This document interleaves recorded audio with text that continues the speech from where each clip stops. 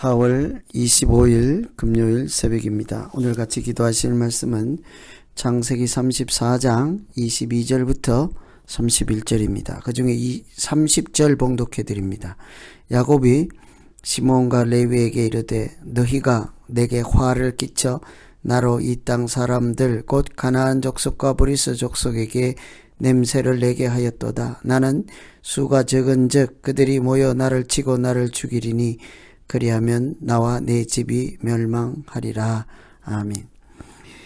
오늘 이 말씀 창세기 34장은 야곱이 세겜에 머무를 때 있었던 비극적인 사건에 대한 말씀입니다. 야곱이 세겜에 머무는 동안 디나가 그 땅에 딸들을 보러 나갔다가 추장 세겜이라고 하는 사람에게 악행을 당했지요. 이 일을 계기로 그 아들들이 야곱의 아들들이 분노하였고 그들을 속여서 모든 남자들을 다 죽이는 그런 끔찍한 비극적인 일이 있었습니다. 야곱은 아직도 돌아가는 도중에 있어서 가야 할 길이 남아 있음에도 불구하고 이렇게 세겜에 머물지 않고 곧장 가야 하는 사람이었죠. 그런데 숫곳에 머물고 세겜에 머물고 좌우로 우로 치우칠 때 여전히 하나님께서 그의 걸음을 인도하고 있는 중이지 않겠습니까? 만일 이런 사실을 잘 안다면 그들이 무슨 일을 당하든지 항상 하나님의 인도하심을 받고 하나님께서 인도하시는 길을 가야 할 것입니다. 이렇게 우리가 마찬가지로 하나님께서 바라시고 기뻐하시는 믿음으로 살아가려면 우리의 일상 가운데서 어떻게 해야 하고 또 어려운 형편에 있을 때 하나님께서 어떻게 인도하시는지를 잘 염두에 두면서 앞으로 믿음 생활을 해야 할 것입니다. 어려운 형편에 있을 때에도 하나님은 항상 하나님을 증거하고 전파하는 기회를 주십니다. 22절에 그러나 우리 중의 모든 남자가 그들이 할례를 받음같이 할례를 받아야 그 사람들이 우리와 함께 거주하여 한 민족이 되기를 허락할 것이라. 이것은 세겜 사람들이 또 다른 세겜 사람들을 설득하는 말이죠. 레위, 시몬, 레위, 야곱의 아들들이 그들을 속여서 할례를 받으면 결혼을 승낙하겠다 했더니 그들이 그러면 좋다. 우리가 다 할례를 받겠다 해서 동의한 몇몇 지도자들이 이렇게 성문 앞에 가서 다른 모든 세겜 사람들에게 우리 다 같이 할례를 받읍시다. 그러면 한 민족으로 살게 될 것입니다. 이 세겜 사람들은 야곱의 아들들이 제시한 선 할례 후 결혼이라는 조건을 받아들인 거죠. 우리가 할례를 받고 결혼을 통해서 한 민족이 될 수 있다고 합니다. 그래서 다른 사람들을 설득하여서 세겜 사람 모두 할례를 받게 하였죠. 할례는 하나님과 맺은 언약의 표징입니다. 사람들 사이에 일어나는 일에 대한 증거나 수단이 될 수가 없는 거죠. 세겜 사람들이 할례를 받는다면 그들에게도 하나님의 자녀로 살아갈 수 있는 길이 열리는 것이지 않겠습니까? 할례는 하나님과의 약속을 증거하는 것이므로 그 할례가 사람들 사이에 무슨 계약의 조건이나 수단이 될 수가 없는 것이죠. 야곱의 아들들이 그들에게 할례의 진정한 뜻이 무엇인지를 전하고 하나님의 표징이라는 것을 전할 수 있었습니다. 세겜 사람들에게 할례라고 하는 것은 하나님께서 사람을 구별해서 하나님의 자녀로 인쳐주시는 특별한 사건입니다 하고 그들에게 이렇게 증거하고 그들도 할례를 받는 즉시 하나님의 자녀로 믿음으로 나아갈 수 있다 하는 것을 얼마든지 증거할 수 있는 좋은 기회였습니다. 그러나 이 시몬 레위는 할례의 좋은 뜻, 하나님의 언약의 증표, 표징이라는 것을 전혀 예기치 아니하고 단지 이렇게 하라. 그러면 내가 결혼을 허락하겠다. 하나님의 사람들은 무엇을 하든지 항상 나와 하나님이 함께 계심을 보여주는 사람들이지 않겠습니까? 아브라함이 그러하였고 이삭이 그러하였고 요셉이 그러하였습니다. 모든 사람들이 그들이 살아가는 것을 볼 때 이방인들이 저 사람은 하나님의 사람이구나 하는 것을 알 수가 있었죠. 그들이 먹고 마시고 행하는 모든 것을 통해 하나님을 증거하는 믿음의 길을 갔기 때문입니다. 이 할례를 받으라 하는 즉시 그것을 조건으로 내거는 즉시 너희들도 하나님의 자녀로 얼마든지 구원받은 자녀로 살 수 있다는 복음을 증거하고 하나님의 이름을 증거할 만한 좋은 기회를 야곱의 아들들은 놓치고 말았던 것입니다. 그래서 우리는 항상 좋은 일이든 나쁜 일이든 하나님을 증거하는 자로 살아가는 것이 믿음의 본분이지 않겠습니까?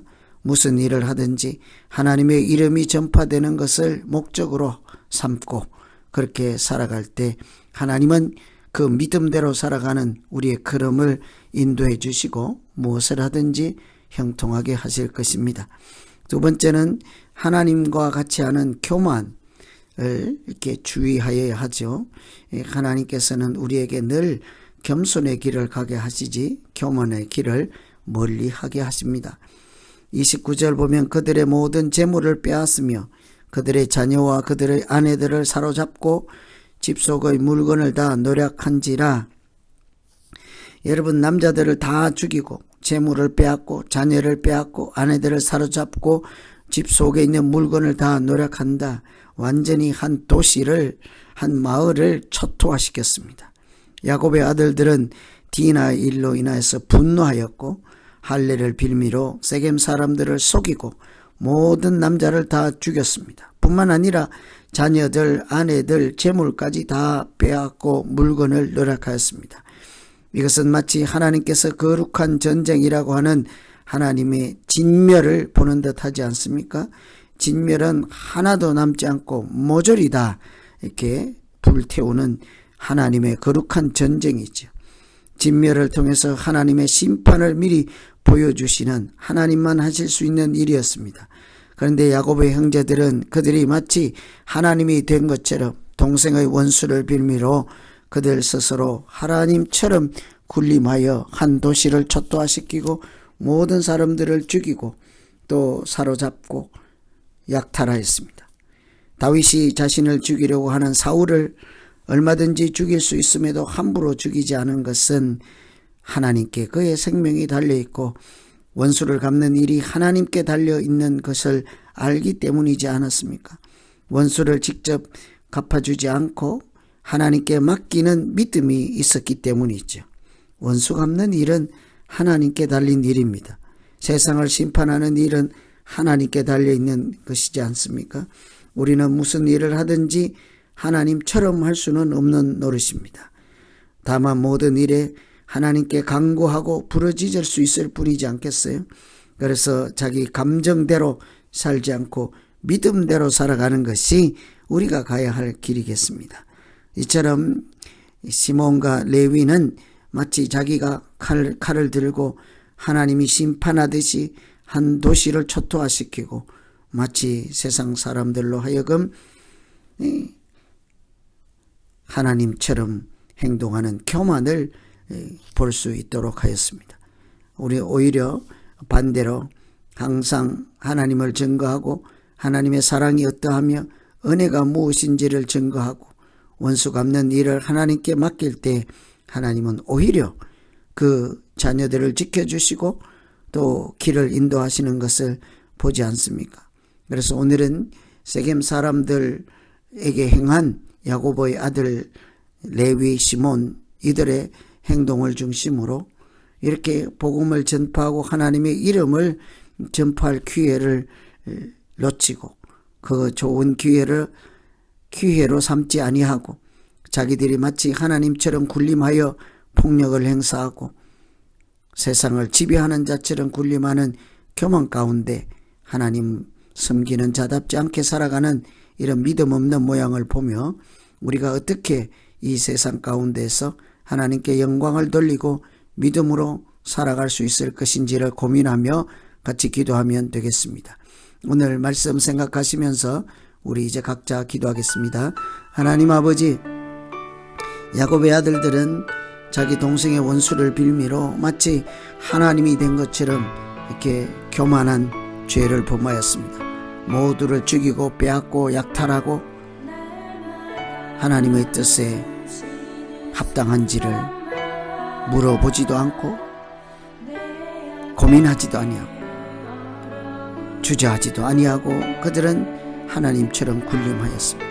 어떤 경우에도 우리가 교만을 부리게 하시고 하나님처럼 되는 교만을 부리게 하시고 하나님의 말씀에 귀를 기울이고 겸손한 자로 살아가는 하나님께서 우리의 부르짖음과 간구를 들으시고 우리의 걸음을 인도하여 주시는 그런 믿음으로 우리가 살아갈 수 있게 하여 주시옵소서.